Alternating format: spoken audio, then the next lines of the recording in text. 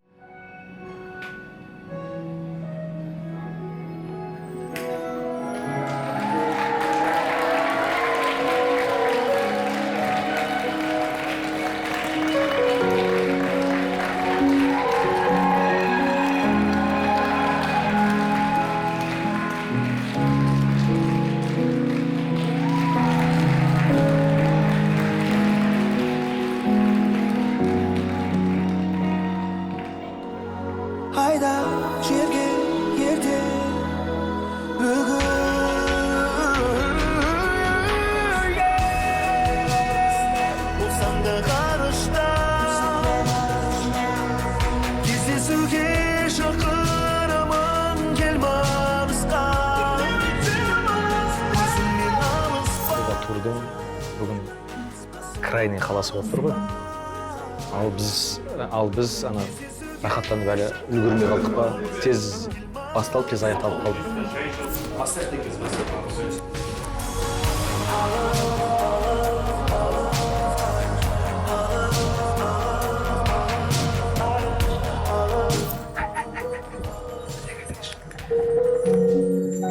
Досым, осы сәттер екен ғой ең қымбат. Бағалайықшы осы сәтті. Ең тәтті сәт. Өнер адам үшін, мен үшін, жалпы адам үшін. Ең тәтті сәттер үшін өмір сүрейік барлығымыз. Ең тәтті сәт қазір. Тағы сұрап жатыр. Жалпы бұл турдың бір ерекшелігі байқағаным, бұл спектакль аралас концерт. Бұл біздің стиль деп айтайықшы. Біз енді театр актері болғаннан кейін, кино актері болғаннан кейін, мен қасым ғой бұл. Қасыңыз қызық болып тұр. Қасында қатты керу жүрген жоқпыз ба? Бұл театр актері болғаннан кейін біз енді бірінші бастауымыз театр, одан кейін кино деген сияқты ғой. Бізге ыңғайлырақ және табиғатымызға жақын осы стильді ұстанғанымыз. Біздің составта, біздің командада Қалеке театрының актерлары мен актрисасы бар. Ол композитор, театр және кино актері, керемет жан, керемет талант иесі Олжас Дәлелхан. Тұрдығылыш? Тұрдығылыш, Нури Камал фильміндегі Тұрдығылышты ойнаған 1286 веб-сериалының басты кейіпкері. Сұлтан Тұрсынбеков, актер, композитор, сазгер. Менің кейбір әндерімнің авторы. Спектакліміздің, концертіміздің режиссері Бәзіл Сұлтанғазы. Нури Камал, Махаббатым сен спектаклінің кешкен күй, кешкі 7 спектакльдердің режиссері. Дұрыс қой? Дұрыс. Актер, Шымкент қаласынан анайлап келіп отқан менің өнердегі бауырым, досым. Абзал Өтешев, Қалеке театрының актрисасы, белді актрисасы Сағыныш Нұрхайдарова бізбен бірге. Ақош, біздің бас гитарист. Ақош, сәлем жылда қой. Кука Қуаныш, біздің установкада барабанда отырған. Және бізді керемет звукпен әрілеп отыратын біздің звукачымыз, дыбыс режиссері Ұлан, концерт директоры Райымбек, Абзалдың директоры Маруф, Аспан біздің соло гитарада.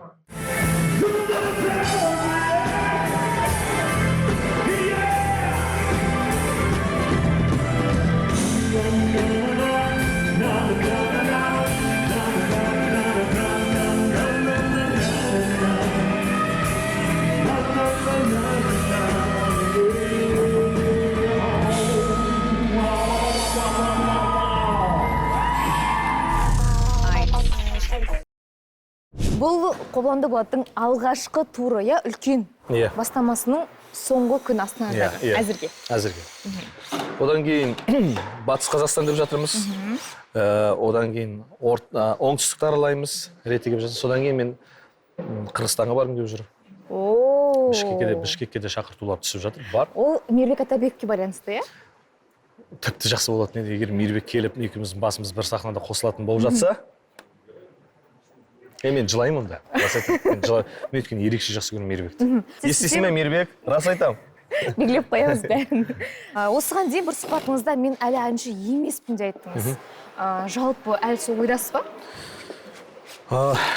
Мен скромный адаммын ба, или немін, мен түсінбеймін. Мен негізі әншілікке қатты сондай әншімін деп айта алмаймын мен өзімді. Бірақ енді өзімнің тыңдармандарым бар болғаннан кейін солардың өзі маған кішкене жігер береді, мотивация береді. Сосын барып кішкене деген соң барып әнші сияқтымын ғой мен деп ше. Сондай бір ойлар келді. Бірақ ең басты мен оқыған мамандығым, қолыма алған мамандығым және жұмыс жасап жатқан жерім ол театр, кино. Бірақ бірінші мен соны қоямын да, әлбетте. Ал ән менің өзімнің ішкі жан рахатым, тыңдармандарымның рахаты деп солай қабылдаймын. Коба, сен өте мықты әншісің, әлемді тамсандыратын әншісің, сен бастадан да мықты әншісің. Мен сені мойындаймын. Коба, біз сізбен біргеміз. Сіз лучшысыз. Сен мықтысың. Сен бүкіл Қазақстанды ғана емес, әлемді жару керексің. Өйткені ол кісінің дауысы, таланты бүкіл көрермендерге тамашалауға лайықты кісі деп білемін. Тек қана қалға вперед, команда рядом. Осы концертте бір күтпеген бір оқиғалар болды ма? Мысалы, сіз турды ұйымдастырған кезде өзіңіз қателеспесем, көлікті тізгіндеп, алып барып, ұйымдастырып жүрдіңіз. Қандай қызықтар болды? Қарағанды мен Жезқазған тас жолында болды қызықтың барлығы. Ой, көрмегенді көрсетті ғой турда. Жолда дөңгелек жарылды. Мен өзім 2 дөңгелекті өз басым жеке жардым. Шүкір, Құдайға шүкір. Құрметті Қарағанды облысының әкімдігі. Жезқазғанға дейін жолды жасаңыздар, құрсын болмайды. Өскеменде жарты сағатта 2 ағын айтты. Бір әні 3,5 минуттан 7 минут, 8 минутқа ары кетсе, қалған уақыттың бәрін ол халықпен сөйлесу, әңгімелесу, халықтың пікірін тыңдау, жалпы махаббатқа деген, өмірге деген көзқарастарын білумен өтті негізі. Сөйтіп сырласу кеш болды көбінесе. Шаршап шалдыққанымыз болмаса, әйтпесе мен жалпы осы біздің сапарымыз, ән сапарымыз керемет өтті.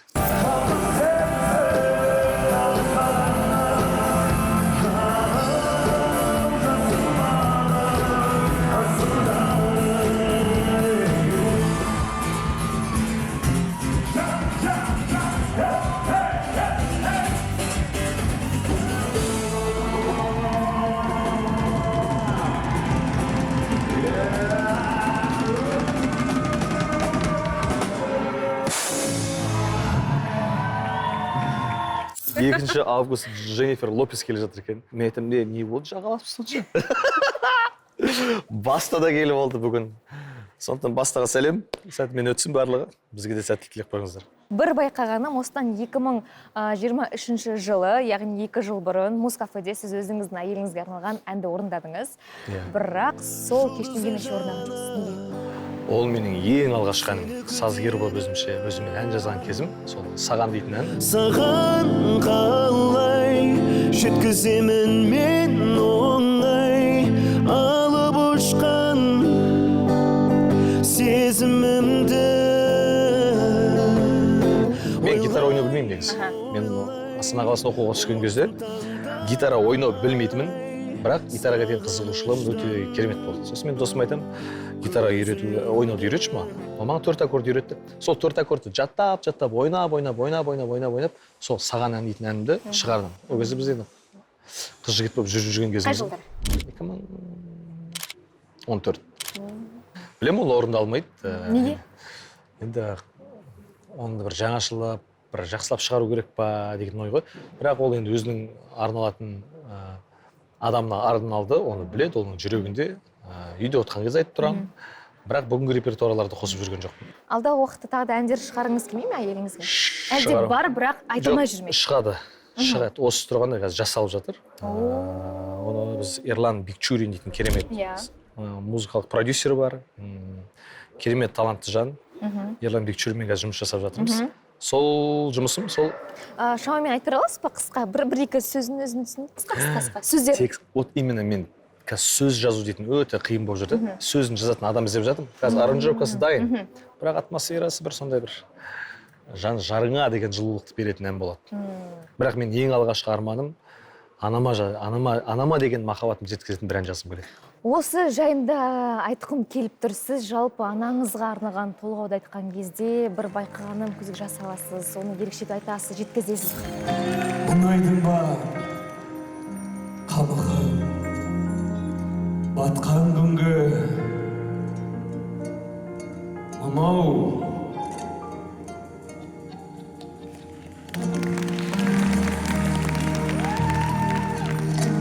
саған деген сағынышым жетер ме? Кеңес Дүйсекеев атамыздың асыл-анасындай бола алмас, бірақ өзімнің деңгейімде өзімнің махаббатымды жеткізе алатындай, анаға деген махаббатымды жеткізе алатындай бір ән болса, маған жетіп артылады. Анама ұнаса болды ғой, бас. Мен анам негізі қаталдау адам. Мен көбектемейді мені. Амансың ба, барсың ба, болды. Сәт бар, амансың, елге орал деп айтып отырады. Тілеуі бар, қолдайды енді, мен жоқ кезде тақымын қысып отырады әлбетте. Бірақ маған ерекше олай. Болды деп жаңағы бүйтіп құшақтау, сүю дейтін менің мамамда ондай не жоқ қатты. Неге мама сондайсың айтшы десек. Қазір мен мамамды жақсы көрген, оның махаббаты солай. Оны түсіндік, үйрендік, көндік. Бұл арман қай сәтте оянды? Анаңызға ән арнап жазу. Жас келе сәл уже боз баладан, жігіттіктен сәл уже 30 асқаннан кейін ба, менің ішімде болатын құбылыстар, қазір сезімдер, махаббаттар, құндылықтар өзгеріп жатыр. Отбасыға, бала-шағаңа, анаңа, әкеңе деген, қарындас бауырыңа, төңірегіңе деген жалпы мен көп нәрселерді оқып жатырмын мен қазір. Сондықтан барда қадіріңді біл дейді ғой. Барда бір-біріміздің қадірімізді білейік. Сол мен кейбір оқиғаларды көріп жүрмін, кейбір сәттерді көремін. Бәрі бітіп кеткеннен кейін, өтіп кеткеннен кейін шын тақсы істейтін кездер болады ғой. Ондай жеңгейге жеткім келмейді. Мен бардың кезінде, қазір көзі тірісі кезінде, жаныңда отқан кезде арнағанға не жетсін барлығы. Неге сол әнді жарыққа шығару қиын болып жатыр сізге? Әлде әуен келмей жатыр ма? Бұл сұрағыңызға мен ештеңе деп жауап бере алмаймын, Аружан. Неге десең, сен қазір мен өзім таппай жүрген сұраққа қайттан сұрақ қойып тұрсың ба? Неге деген ба? Иә. Неге екенін мен де білмейдім. Келеді бір күні. Келер. Сол сәт келер. Болмай біз бірге алыстап түсінше асықпай дұрыстап бақытқа жетелейін қолыңнан ұстай. Абзал мен Кобаның тандемі қалай жалпы жарық көрді айтыңыздаршы? 5 жұлдыз бағдарламасын көрдіңіздер ме? Сол звондағам Кобаға. Коба кеш. Ұстазым болып, менің қасымда тұршы деп. Шәкірт. Ұстазын шәкірт ұзап дейді. Жалынып мен Кобаға келе қойшы, Коба келе қойшы. Екеуміз бірге не болды саған айт. Жүректер дүрілдейді, ешкімге білдірмейді тек. Бұл сезімді екеуміз басқа ешкім түсінбейді. Әдемі ән. Сол ән жазғаннан кейін бір күні бір композитор жігіт хабарласты ғой. Оған дейін Кобаға беріп қойған ол әнді, ол өзінше менсінбеген ол әнді. Маған жіберді, өзің айтып шықшы деп содан кейін. Мен кішкене демкасын жасап бастаған Коба хабарласты. Осы әнді бірге айтпасақ өлем. Шантажға болды деген уже. Ja, оқиға болды да. Сол не болды саған әніне ұқсайды. Күтемін өзіңді, сағынып жазылған тағдырға, бағынып күндерім өтуде, сені сағынып. Былай ғой, Жанболат деген бауырымыз, Жанболат деген бауырымыз осыдан не болды сағынай ән шыққан кезде өзі маған инстаграмда тіркеліп екеуміз сөйлесіп жүретінбіз. Сөйтіп жүріп 2022 жылы шатаспасам, ол кісі маған осы күтемін 2022-де сыйлады. Оған маған жазып көресің бе? Мен ұнаттым дағы да қойып қойдым енді, алдағы уақытта жасайын деп. Сөйтіп жүріп енді Жанболаттан кешірім сұраймын, Жанболат көп күткізіп қойған шығармыз. Жанболат енді жарайды қой, обалдық жасамайын деп бұл әнді Абзалға берді. Абзал ұнатады. Абзал мен сияқты ойланбай толғамай кенет бастап кетеді шаруаны. Инстаграмға салып, демпкасын салып қойды жаңағы, сниппет. Абзал, алло, сен, да, студиядамын дейді. Сосын айттым, Абзал, сен неме? салдым, бір сағаттан кейін хабарластым ғой сен. Бір сағаттан кейін. Бір сағаттан хабарластым. Абзал, сен, бұл не деген әділетсіздік? Бұл не деген, қалай болды? Бірге орындайық дедік. Абзал да негізі ойында болған дейді, білмеймін, өтірік айта салды ма, я не знаю. Типа, ой, Коба как раз мен сенімен дуэт орындайшы деп жүргем деп. Сөйтіп айтты енді, білмеймін. Мен сені Өтірік. өнерге мінезіңмен сиясың. Өнерге мінезіңмен сиясың. Мен көндім өтірік. Абзал, айтпайсың мен де бірге жазайық деп. Жоқ, или төбелесейік деп, брат. WhatsApp'та переписканы ашайын. Жарайды. Болмаса жаза берші өзің. Керек жоқ. Болды. Тойдым. Өнерге деген отношениямыз ғой біздің бір-біріміз. Жақсы, жанкештілік. Шынайы ренжіп қаламыз. Егер ондай бірдеңе болып жатса, оның тұрған ештеңе жоқ деп ойлаймын енді. Бірақ енді жолым болмай махаббаттан деген жеріне таласқанымыз бар енді.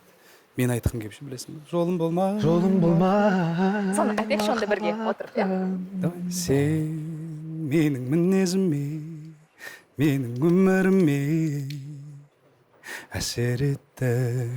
Мен сенім сезіміңе бәрін тастап беке неге кетті сағын қара Жол таба алмай жүрмін. күтемін өзіңді. Сіз осы әнді ерекше тыңдап жүргеніңізді аңғардық. Иә. Маған қатынайды. Рахмет. Алда уақытта афиш шығамыз сіздерде? Обязательно шат, обязательно. Дайындалып жатыр ма әлде? Жоқ, ойда тұр. Көреміз, бұйыртса. Махаббат жайында? Әрине. Оттан жөнінде десек.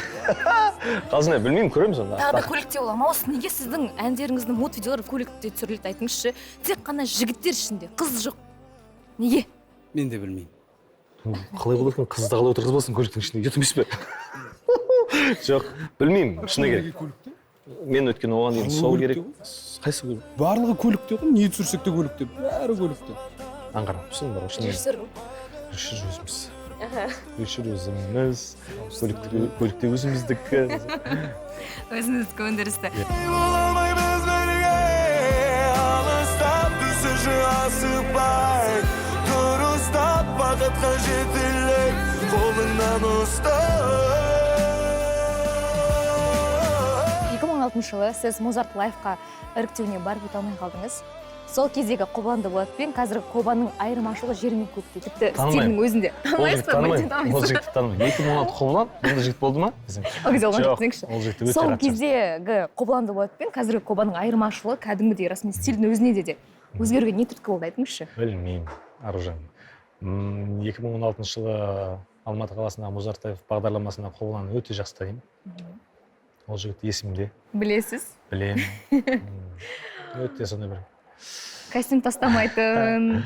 Барынша мәдениет дейтін нәрсені сөйтіп ойлайтынбыз. Любой жер костюм сол киіп барады. Не өйтіп жүрмін?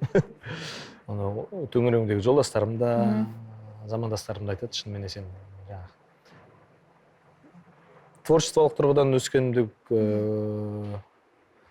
өскенімді көрсетті, балалар айтып жатыр, өзім де сезем. Шынымен де қазір ол кезде вокалдық мүмкіндігімді өзі енді білмеймін, сәл төмендеу болды. Оның бәріне маған көмектескен театр, кино, қоғам, ортам, тәжірибем. Соның арқасында айырмашылықты көруге болады деп ойлаймын. Жоқ, расымен сіздің қазіргі орындап жүрген әндеріңіздің стилі де, әні де, сөздері де бір ерекше форматта. Сонымен қатар жаңа айтып кеттің ғой, бүгінгі болған концерттің өзінде де бірінші қойылым аралас концерт болды. Ал неге бұл стиль осындай сіздің? Қалай таңдадыңыз? Бұл стиль мен тыңдайтын плейлисттер, мен тыңдайтын маған ұнаған керемет енді батысты жақсы тыңдаймын. Соның арқасы шығар деп ойлаймын. Шығатын әндерді, кейбір әуендер, ырғақтар сол арқылы келеді. Ричард Маркс тыңдаған жақсы көремін. Брайан Адамс, Брайан Макнайт, тағы кім бар? Кит Урбан, сықылды тағы да. Брэд Йонг дейтіндер. Осында бір өзіме ұнайтын авторлар бар, әншілер бар, композиторлар бар, соларды тыңдаймын. Соның арқасынан бір ырғақтар келетін шығар деп ойлаймын. Бірақ бұл орлау немес. Бұл тек стиль деп айтайықшы, сол стиль, сол. Оны мен шамам келгенше, бірінші мен әнін туған кезде, бірінші шынымен мен өтірік ағылшынша сөйлеп ән жазам, мотив солай келеді. соны біз аламыз да қазақшаға ықшамдаймыз. Сөйтіп жаңағы жаңа айтып отырсыз ғой, сәл америкалық стильге ұқсайтын әндер туады. Ковбойский бар ма Иә. кішкене? Сол кантридің шамалы бір қосындылары барша. Соның бәрін түйістіріп ықшамдаймыз да, содан бір түйін шығарамыз. Өзіміздің стиль шығаруға тырысып жүрміз. Ал сіздің шығармаларыңыздың ішінде қай ән менің бағымды жарды деп айта аласыз, айтыңызшы.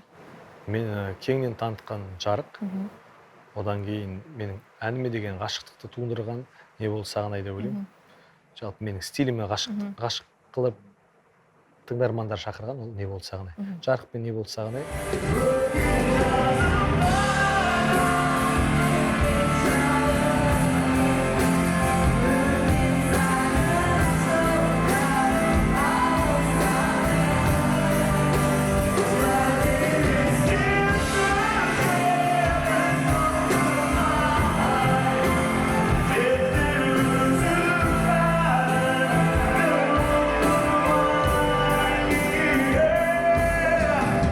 Сол сияқты жарық секілді тағы да әндер шығады деп ойлайсыз ба алдағы уақытта?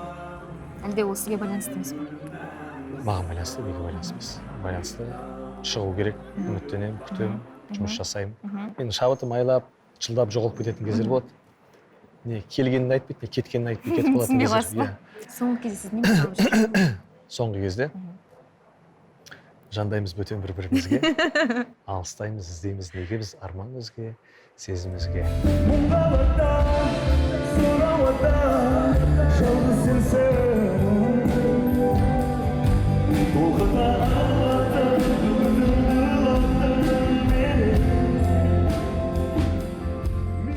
Мазалап жүрген, сол шабытымнан хабарласпай кеткеніне мазалап жүрген шығар. Шабытты қайдан аласыз? Мен әлі шабытпен тіке көзбе көз отырып сөйлесіп танысып үлгермедім.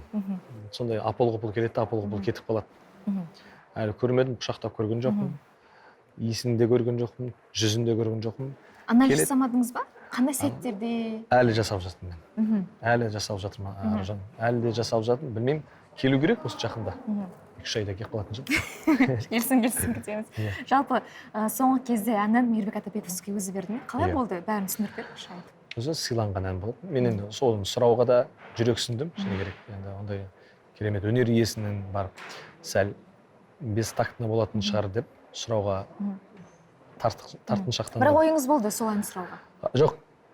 Мен до такой степени бұл ән сондай керемет ән Мейірбек бере қоймас дейтін ой туындыдағы да сұрауға деген ойым кенеттен тыйып тастадым. Бірақ мен айттым, бұл ән керемет екен дедім. Бірақ шынымен де керемет ән, жатпай тұрмай тыңдап жүрдік. Кейін өзі, тебе нравится песня дейді, да, давай запускай в себе дейді, на родине. Жаңа сөйтіп айтқан есімде. Қазақша текстін жазғызып, сөзін жазғызып шығар. Сенің нұсқан болып шықсын, менің нұсқам Қырғызстанда шығады. Араға бір ай салып шығарайық, болмаса бір жұма салып шығарайық деді. Тағы да бір ән, ол бауырым әні. Неге қалып орындамай кеттіңіз? Бауырдан көңіліңіз қалды ма? Жоқ. Негізі деп ойлап қалсам. Қайсынан көңілім қалды десеңші? Бауырым әнін ол менің әнім емес. Бірінші, екінші бұл менің аға ұстазымыз бар, болған.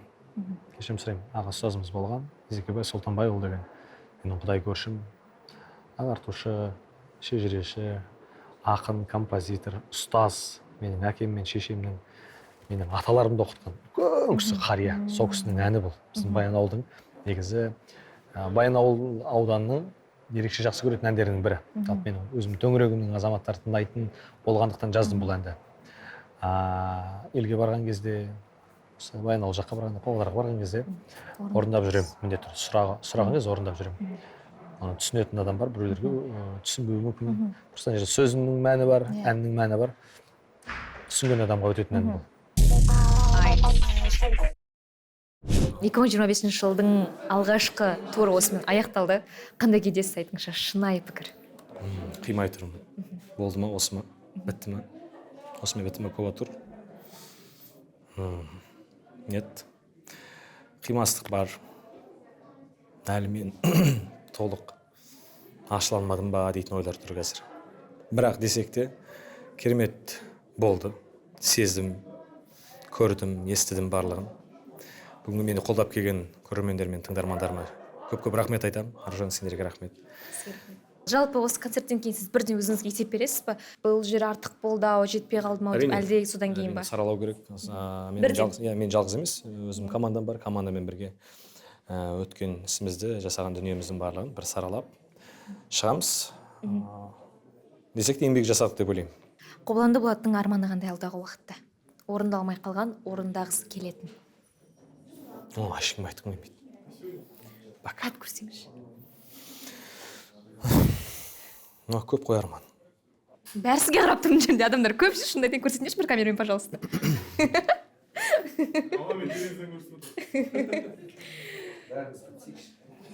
Арман көп, қайсын айтайын. Енді тағы да осыдан аудиторияны үлкейтіп, бір армандарымның бірі болсыншы. Үлкен бір аренада тағы бір концерт бергім келеді, только басқаша концерт. Қандай? Шақырған кезде көресіздер. Жалпы сұхбаттың соңында бәріне қоятын бір сұрағым бар. Бұл өмірде бір өкінетін сезім бар ма? Істемеген іске, айтпаған сөзге. Мүлдем. Мен қайта ризамын. Болған шытырман оқиғалар өмірімдегі, болған кедергілер, болған бөгеттердің бәрін асып өтіп осы шаққа жеткенімізге, сол бөгеттер мен кедергілер, өкініштер мен қуанулардың барлығы керек болған шығар деп ойлаймын. Сонысымен өмірдің мәні мен сәні осы шығар. Және өткен іске өкінудің қажеті жоқ. Ризамын тағдырыма, өзіме, өткен шағыма. Құрметті менің көрермендерім және тыңдармандарым, баршаларыңызға алғыс айтамын. Менің айтарым, нағыз арман адамды ешқашан адастырмайды. Армандарыңыз берік болыңыздар. Оған шаң жұтпаңыздар, жел тигізбеңіздер, тек өзіңіз ғана білетін армандарыңызды арқалап жүріңіздер және сеніңіздер деймін. Және менің шығармашылығымды қолдап, қолпаштап, менің қай өзі осы шынайы келбетімді қабылдай білген барша тыңдарман көрерменге алғыс. Шексіз, бек рахмет сіздерге. Менімен бірге болғандарыңызға рахмет. Алдағы уақытта көп отыру жалғасады. Батыс Қазақстан облысына біз сапарға дайындалып жатырмыз. Кеттік. Микрофон қосыңдар ма?